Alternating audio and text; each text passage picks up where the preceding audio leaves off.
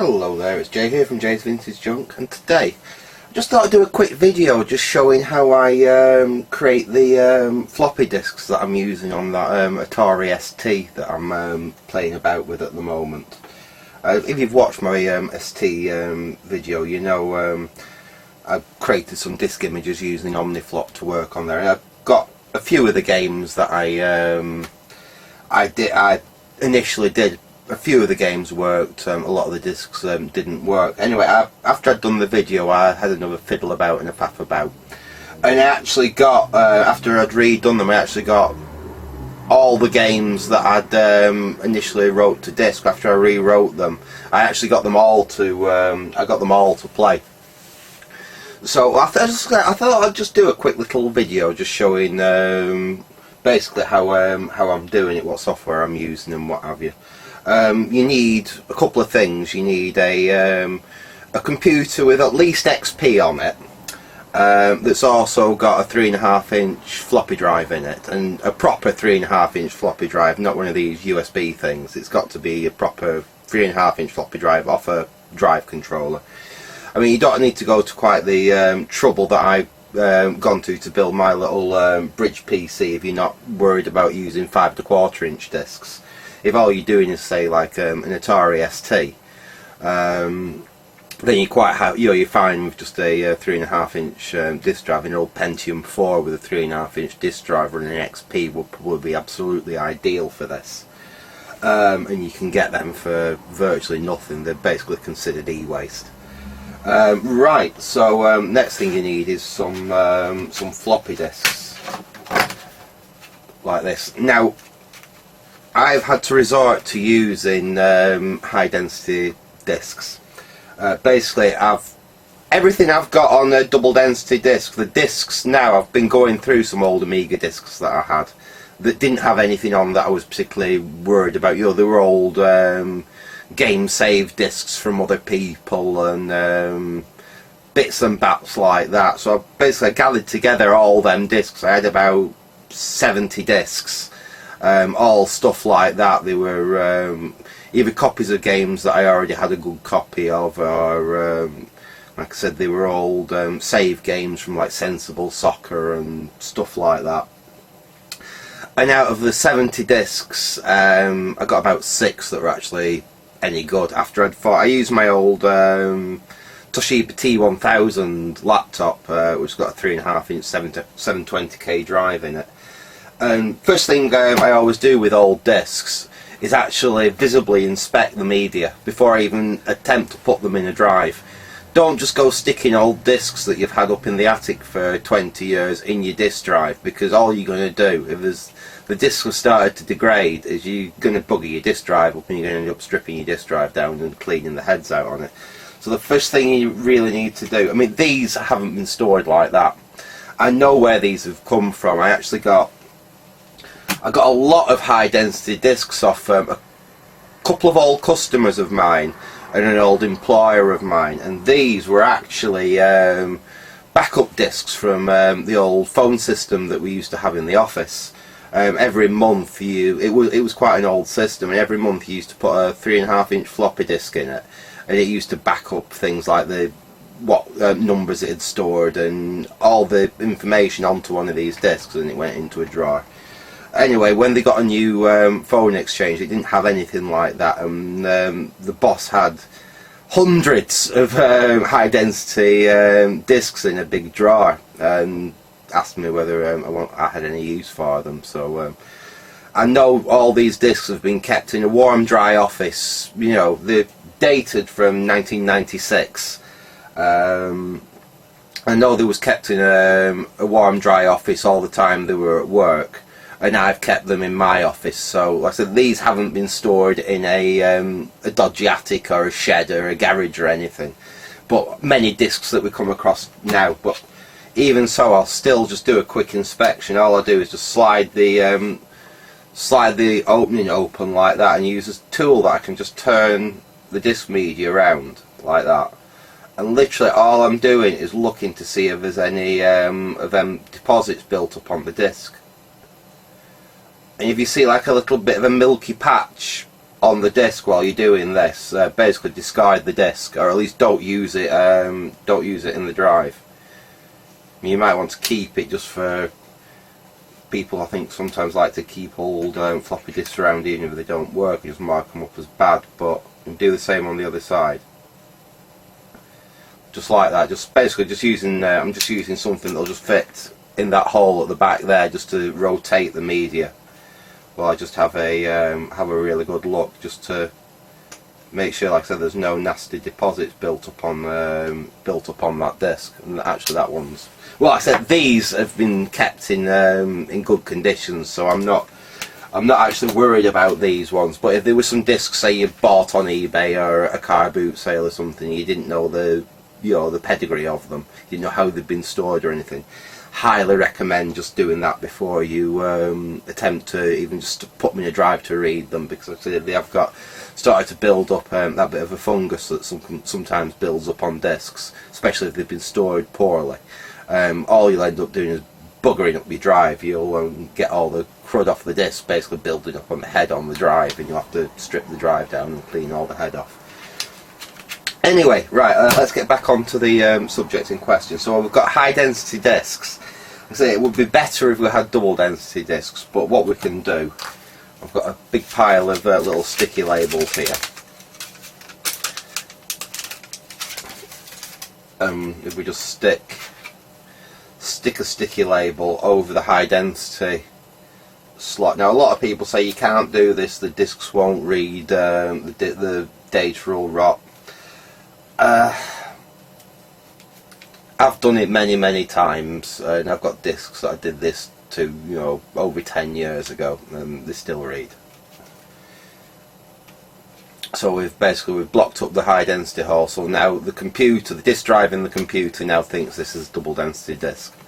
The other thing you can do, and I have toyed with the idea actually on this bridge PC, is inside the disk drive, obviously you've got a little switch that detects that hole. If we intercept that switch and fit a little switch to the computer, we could actually disable that. So basically we flick the switch and it disables the switch in the disk drive, and the disk drive thinks that it's got a 720k disk in the drive. I have actually. The only problem is, because I've used the drive that I've used, which is one with a little SD card reader. Sorry, yeah, it's got an SD card reader and a compact flash and things like that built onto the front of it. Them drives are a pain in the backside to get apart to actually get to that switch. So I probably will just end up just using the tape method. Anyway, so that's basically what we do, is we stick a little bit of tape over the high density hole if we're using high density discs. Put that in the drive. Right, I'll get you zoomed in on the screen. Ooh, there we go.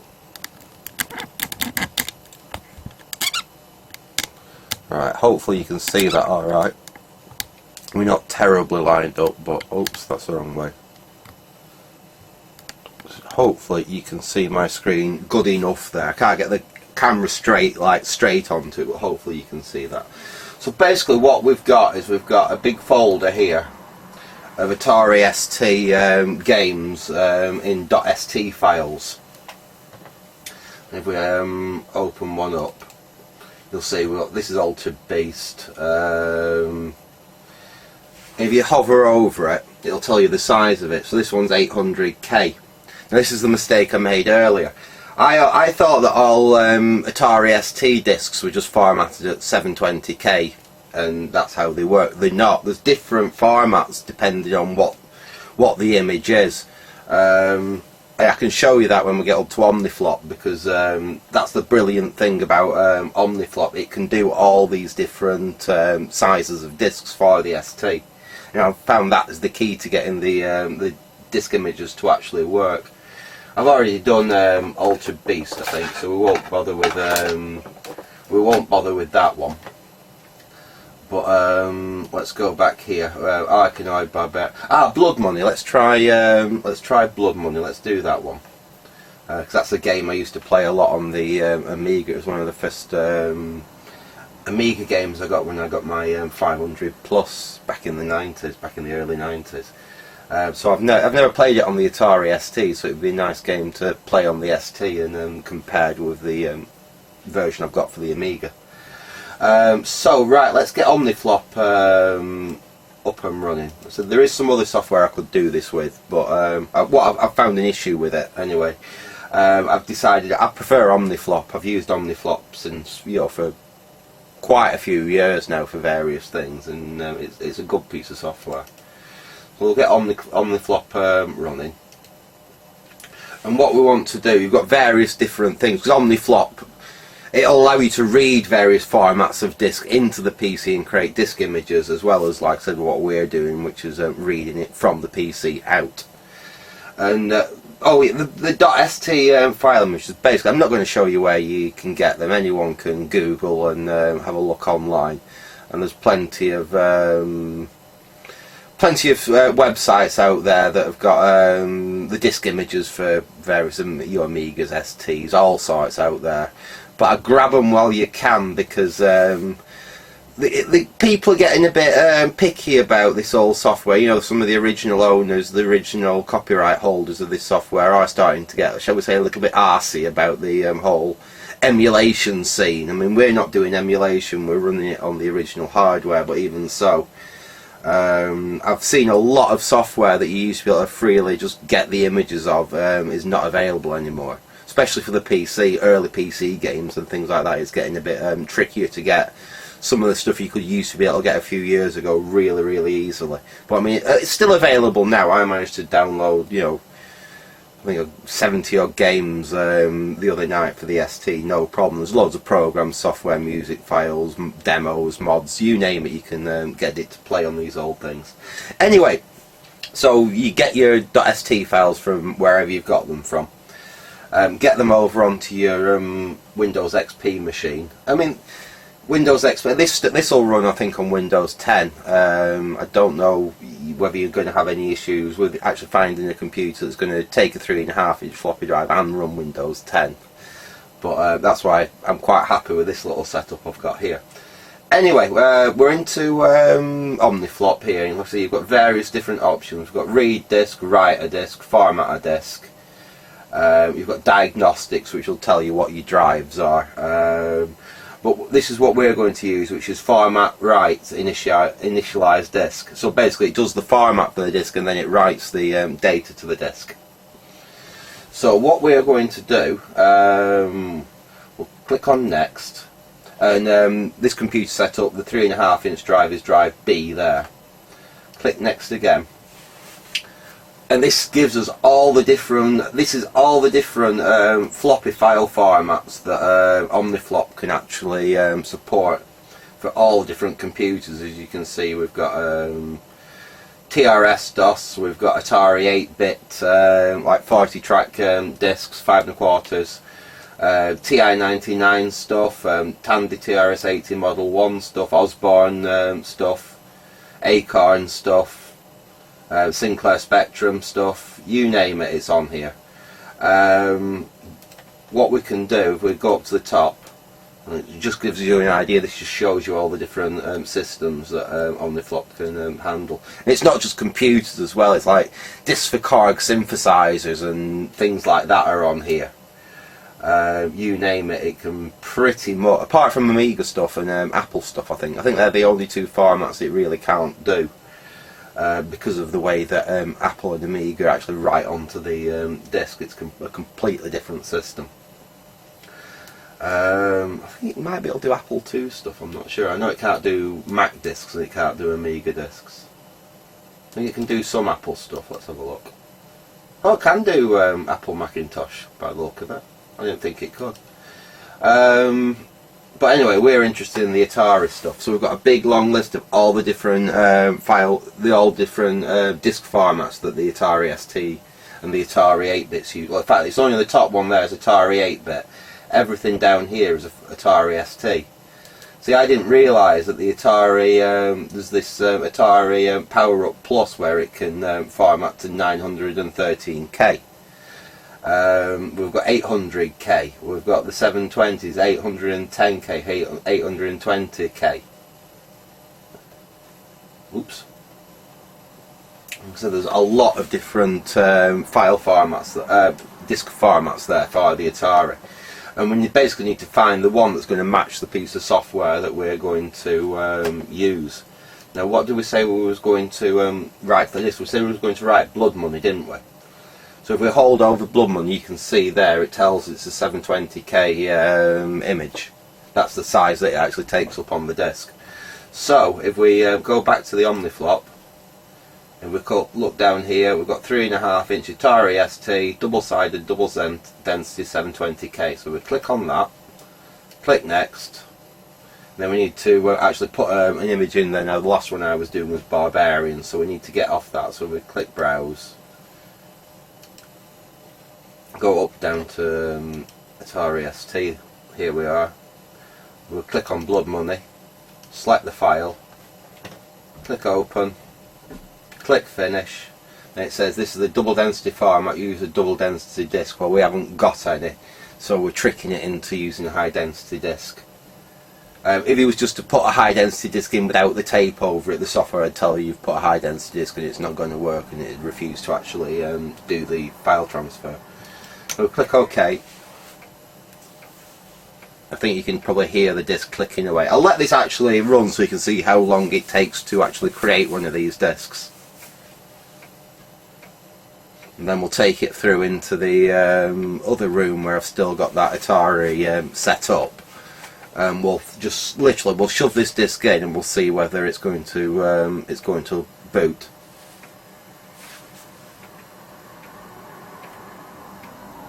It doesn't take too much time. You're talking probably about 2 minutes to do one of the 720k disks. If it's one of the other four file formats like the 360s, it's like half that time. But we might as well let it run, then you can actually see how long this actually takes. I won't bother speeding it up or anything like that. It's not going to take us that much time anyway, is it? So it's done the initial format there. It's now going to. Now it's done the initial format. It's now actually transferring the .st disk image over onto the disk. And you can see the progress there as it just clicks up.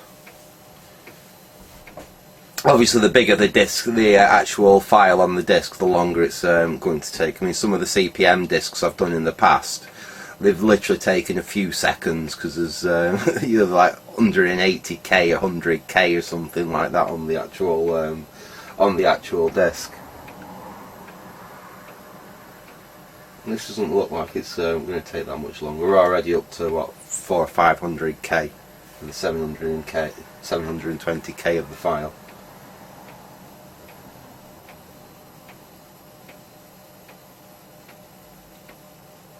We're 80% done already.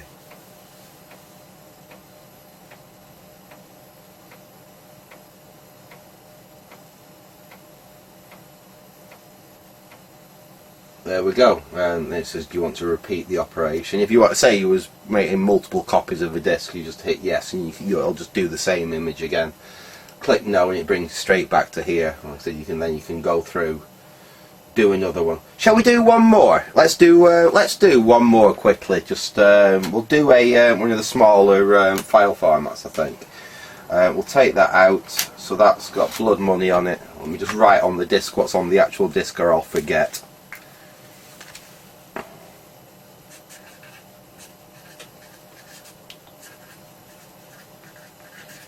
And I just put ST on the disk there, so there we go, Blood Money ST, that's the one we've just made.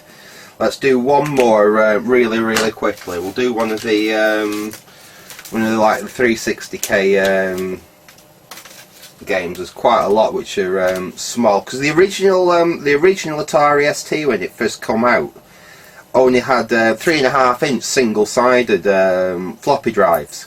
So a lot of the early software is actually only 360k in size. So anyway, I've just done the same there. I've just put a sticker over the high density hole on the disk. Make sure the write protects in. We'll shove that in the drive. We'll go back to here, and let's see if we can find one of these, which is a small like a that's 410.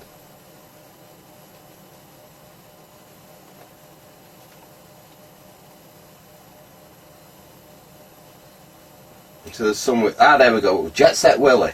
That's a 360k one. Let's see if we can get Jet Set Willy to work. Right. So we know it's 360k what we're doing. So format right initialize again. We click on that. It's already set to B.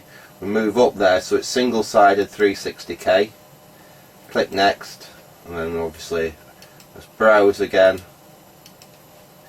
We'll go down to Atari ST, and what did we say we was going to put on there now? We said we was going to put Jet Set Willy. There's Jet Set Willy. We'll click on that. Click open. Click finish. Click OK. And we'll see whether this is going to work. You'll see this will go a lot quicker than the last one because obviously it's only a 360k disc. I don't actually know whether it just formats one side of the disc or it splits it over both sides. I'm guessing actually it just formats one side, and then it actually still be compatible with one of the original Atari single-sided disc drives. And you can see how quick that's formatting it. So that's formatted, and now it's transferring the disk image over.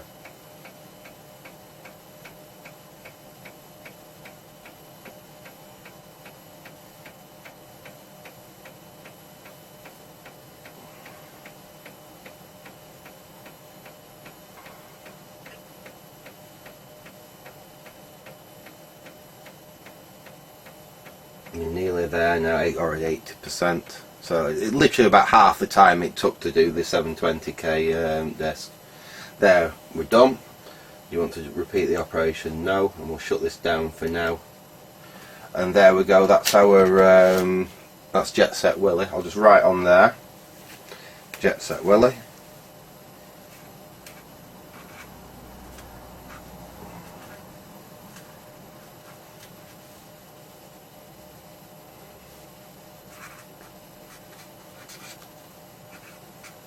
There we go, we've got Jet Set Willy.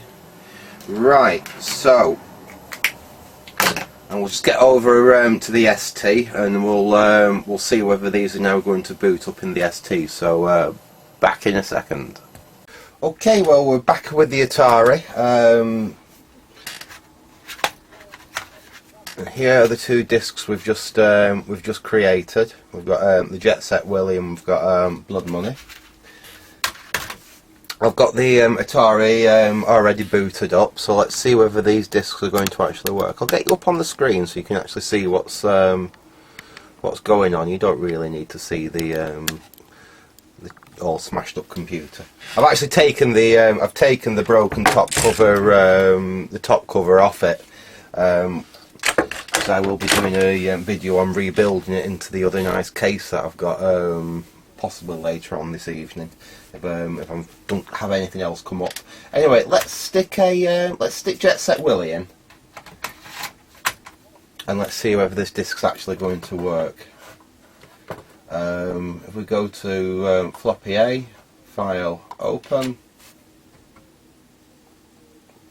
I've got jetset.prg there. So, oh, keep forgetting. I keep double clicking on stuff and forgetting that's not how the Atari works. You select it, file, open. Let's see if this is going to actually load.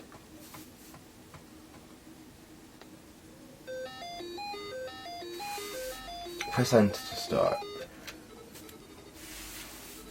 Oh dear. Is this actually just like a port of the specky version or something? Because it looks very much like the can't say that the graphics look great. I wonder if this is literally just like a port of the specky version.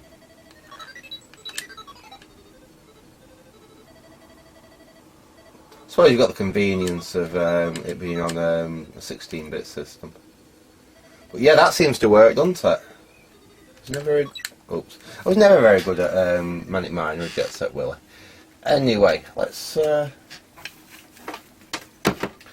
reset it. Hang on, we need to jet that disc. So we Jet Set Willy there, that worked.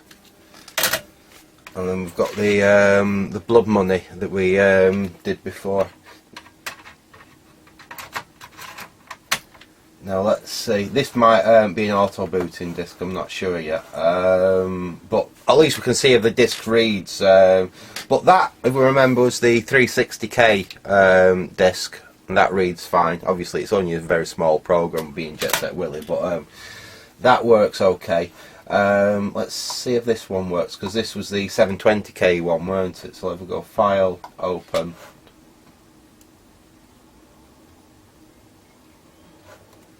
So it should be an auto loading disc, I think. But let's see if we can get in here and see what we've got.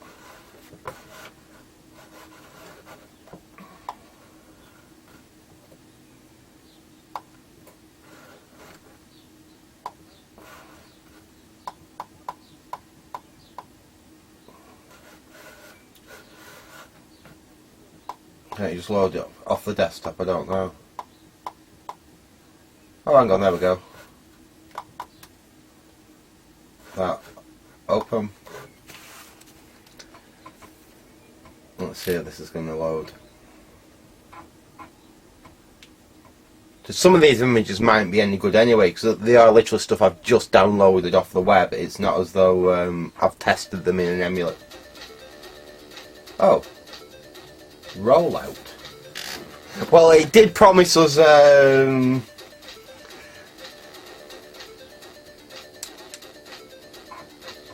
obviously someone mixed up when they was naming their images here, I think, because that doesn't look like no, that doesn't look like Blood Money to me. It doesn't look like Blood Money to you, does it? Let's see what it is anyway. That's one of the things when you're downloading these images off the web. You don't exactly know what you're gonna get. One player.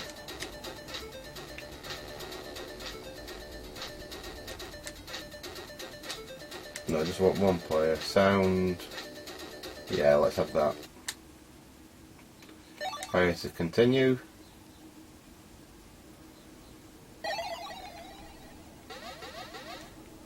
Right, okay, so I haven't a clue what this is. Never even seen it before, never heard of it. No, I haven't got a bloody clue. Really don't. Well, it's not Blood Money, I can tell you that. But at least it shows that, you know, both discs that we actually transferred have worked. I mean, there's.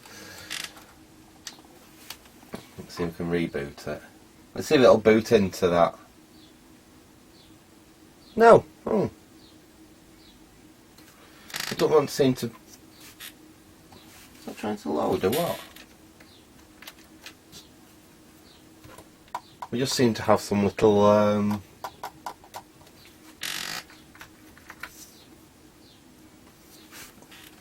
No, it doesn't seem like to want to.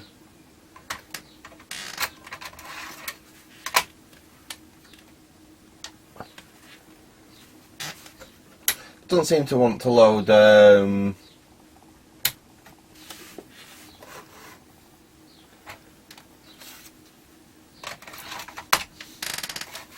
Auto boot off disk. And Jet Set Willy definitely doesn't, but that looks like it was meant to, but perhaps there's something wrong with the image. Let's give it a quick try again. Just for curiosity's sake. File. Open.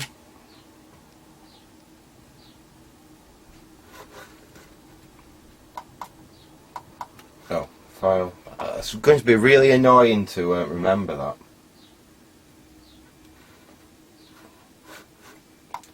I don't know.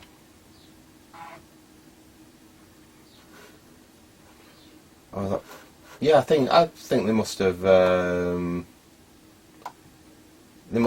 mixed up when they was doing the creating the image for this, because that definitely isn't blood money. That's definitely something completely different.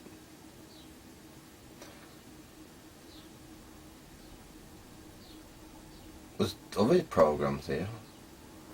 See what that is. There's more than one game on here. Let's see.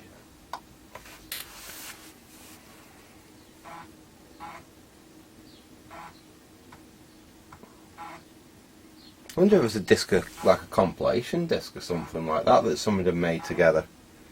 I couldn't see blood money on the anything on there. But it show. Listen, we've proved the point anyway. We've shown that the actual the way, the actual way that the files transfer works fine. So you can pretty much get anything you want onto real 3.5-inch floppy drives using that computer.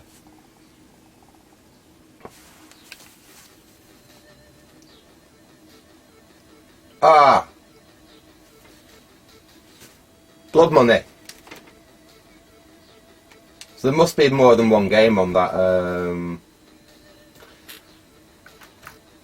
There must be more than one game on that disc. Oh, that's nice. At least we've got blood money on here.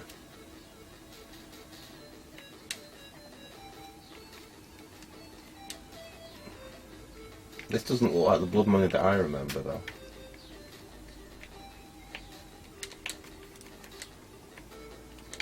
Perhaps.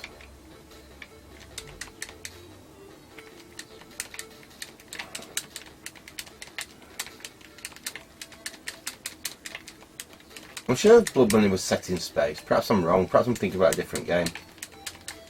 I remember that they used to have some really cool music on the Amiga that this definitely hasn't got.